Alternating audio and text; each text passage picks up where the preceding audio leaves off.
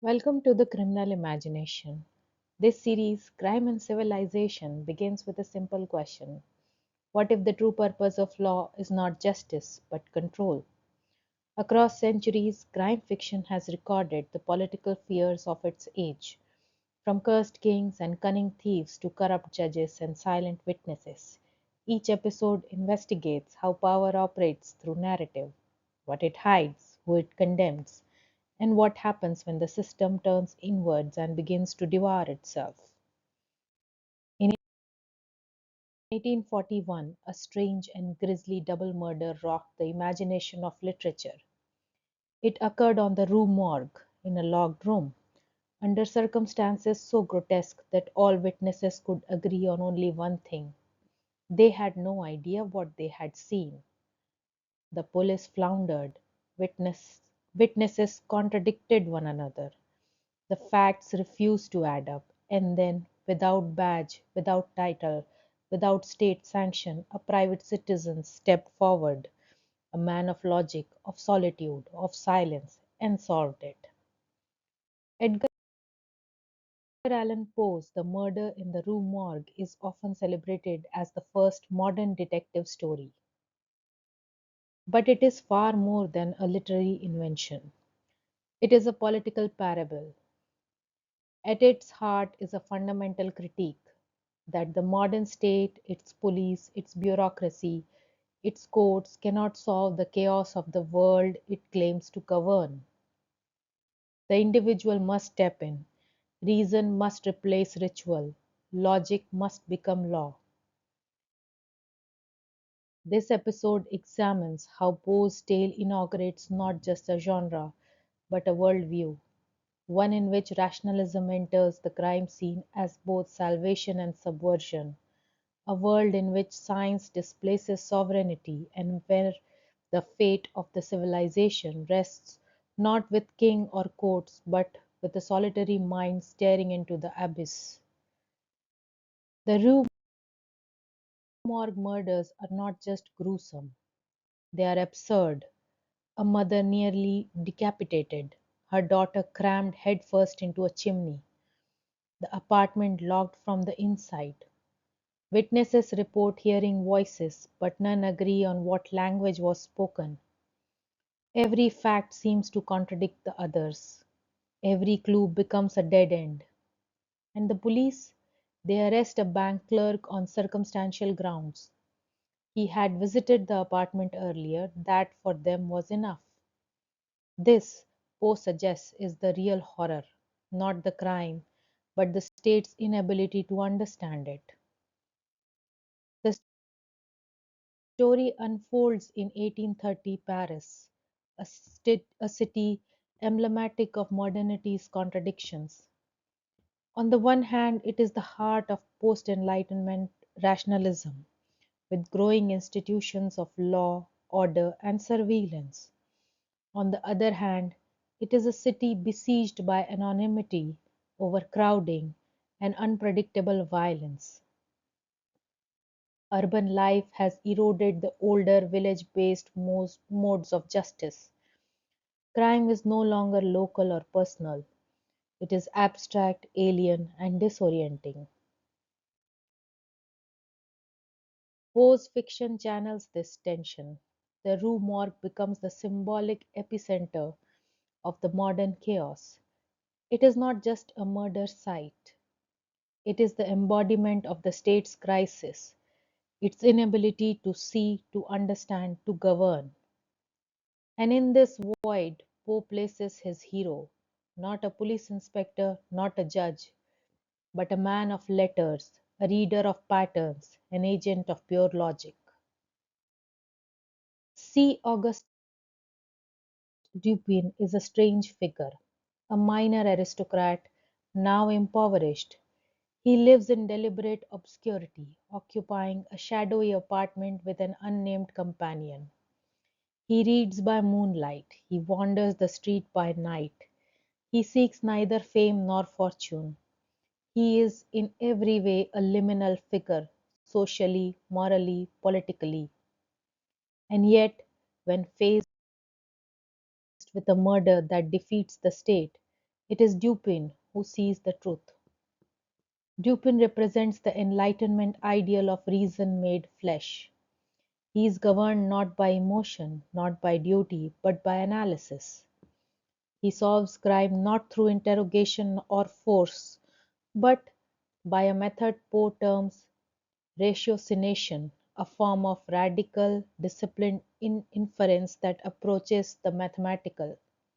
He is the anti-police. The police in Poe's portrayal are men of habit and instinct. They look for causes that are obvious. They arrest suspects because they are convenient. They mistake noise for truth. Dupin, by contrast, studies silence. He places himself outside the scene, physically and psychologically. He does not respond to chaos with panic but with structure. To randomness he applies a pattern, to contradiction he applies a system. What emerges is not merely a character. Dupin is a symbolic corrective. He is what the state cannot be: agile, imaginative, and precise. In him, Poe crafts a myth of the private citizen as the true governor of truth, a new kind of sovereign, not elected or appointed, but earned through intellectual superiority.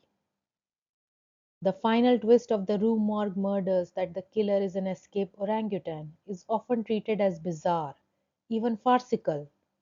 How could a serious crime story hinge on such an implausible explanation? But Poe's choice is deliberate, and it carries deep symbolic weight. The orangutan is not just a random beast, it is a symbol of irrational primal force, a creature of strength without reason, of instinct without conscience. Its intrusion into the modern urban world is an allegory for chaos itself, an atavistic reminder that civilization is always fragile. The state, in its methods, assumes that crime is rational, that it is committed by men with motives, that it follows patterns familiar to law. But the Rue Morgue case explores these assumptions. It destroys this assumption. The crime has no motive. It has no human perpetrator in the traditional sense. It is random, brutal. It is without intention.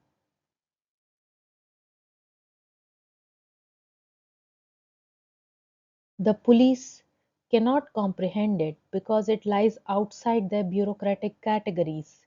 But Dupin, unbound by protocol, imagines what they cannot. He allows for the irrational. He recognizes that violence need not be rational to be real. This, Poe suggests, is the paradox of modern justice. It is built to manage what it understands, but the world contains more than it understands, and so true justice requires not just rules but radical imagination. The orangutan is not a punchline, it is the thesis. Poe's story is saturated with the voices of witnesses. Each testifies, each contradicts. Languages are misheard, clues are misinterpreted, sensation overwhelms sense, and all of it unfolds in the public eye. Poe constructs the murders in the Rue Morgue as a media event. The crime is not just horrific, it is popular. Papers publish breathless updates. Speculation runs wild. The public becomes a jury of the rumor. Here Poe is diagnosing the rise of a new kind of justice, one governed by visibility, not truth. The modern state increasingly depends on spectacle. It must explain crime not only in the courtroom but in the press. It must reassure the public, offer clarity, assert competence, but when its methods fail, as they do in Rue Morgue, it loses authority. Dupin steps into this gap. He solves the crime not just for his own sake, but to restore epistemic order. He becomes a counter narrator, someone who reclaims the story from chaos. The detective, in this sense, is not just an analyst, he is a cultural editor. He reassembles fractured testimony into coherence. He creates meaning where the state cannot. Poe reveals that crime in the modern world is never just a legal event, it is a narrative crisis, and the detective is the one who restores the grammar of order. The prefect of police in Poe's story is not corrupt or malicious. He is, in some ways, diligent, but he is blind, structurally blind. He cannot see beyond his own assumptions. He treats contradictions as errors, not as clue. He follows procedures, but he cannot think. Poe uses this character to critique the modern bureaucratic state. The institutions expand, they become rigid, they prioritize form over insight, and they lose the ability to improvise. In Rue Morgue, the police does everything that a modern state might expect. They question witnesses, secure the scene, arrest the suspect. But they solve nothing. This is Poe's larger point. The state may possess power, but that is not the same as understanding. And when power lacks understanding, it becomes dangerous. The wrong man is arrested, the real cause is missed, justice becomes theater. By contrast, Dupin has no power, but he has vision. This inversion becomes a staple of detective fiction. The police will always be present, but inadequate. The detective is always the outsider, the one who sees what institutions cannot. It is a deeply political message. The apparatus of the state is insufficient to guarantee justice. Intelligence, insight, and clarity must come from elsewhere. Poe devotes substantial narrative space to Dupin's method. Before the murder even occurs, he performs a thought experiment, describing the narrator's thoughts in uncanny detail. This is not magic, it is not telepathy, it is observation combined with imagination. Poe calls it the analytic faculty, but it is more than that. It is a way of inhabiting another's mind,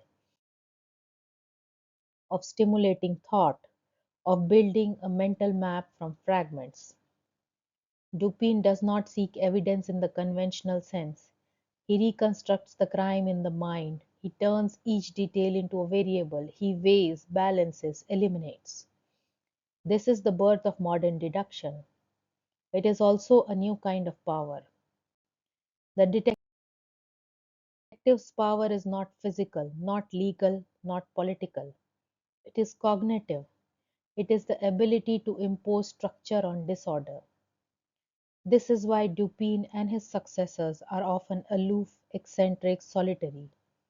Their power lies in detachment. They must stand apart from the world to understand it. In doing so, they become more than citizens. They become custodians of reason.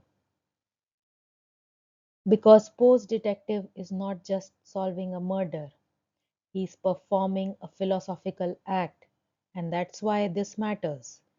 He is demonstrating that reason can master chaos, that intellect can impose order where law cannot. This is a deeply political claim. In the wake of revolutions, civil unrest, and the fragmentation of traditional hierarchies, the modern state must find new sources of legitimacy. They cannot rely on divine right.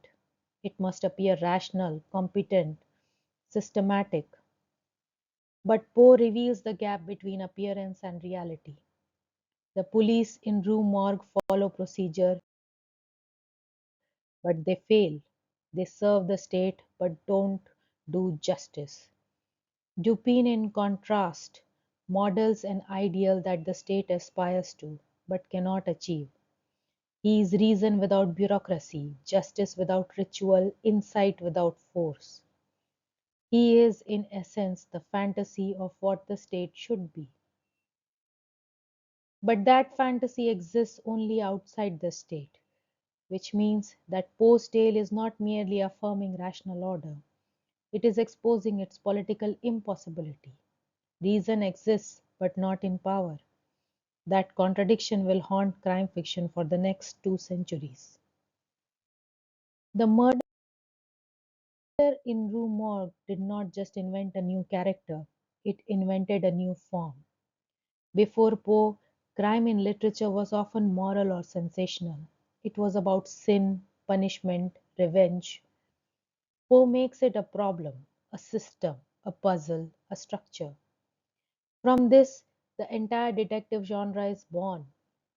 Sherlock Holmes will refine Dupin's method, Hercule Poirot will systemize it, hard-boiled detectives will subvert it, but the central conceit remains that the detective is a figure of rational restoration, a symbolic architect of meaning in a broken world.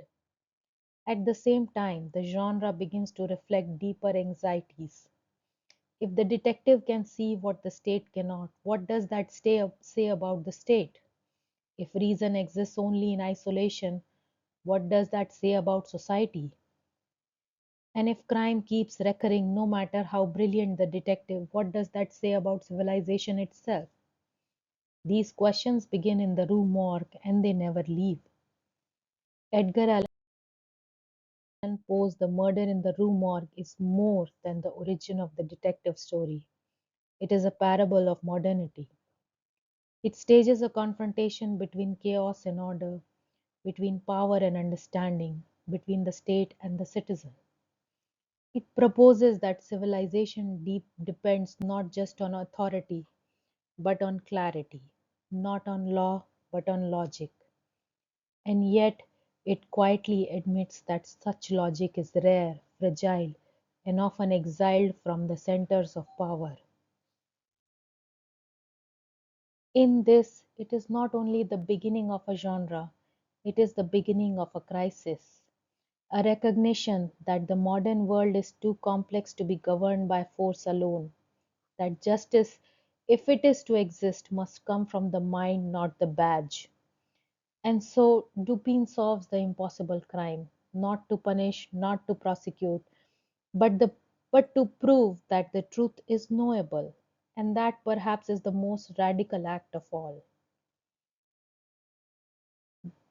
The murders in the Rue Morgue stages a confrontation between chaos and order, between power and understanding, between the state and the citizen. It proposes that civilization depends not on authority but on clarity, not on law but on logic. And yet, it quietly admits that such logic is rare, fragile, and often is exiled from the center of power. Remember, truth is knowable. And so, here is a question for you. Can reason alone restore order in a world built on power, noise, and contradiction? Or is the detective forever doomed to be an outsider to the very justice he restores? Poe said, "There is no exquisite beauty without some strangeness in the proportion." Until next time, this has been Crime and Civilization.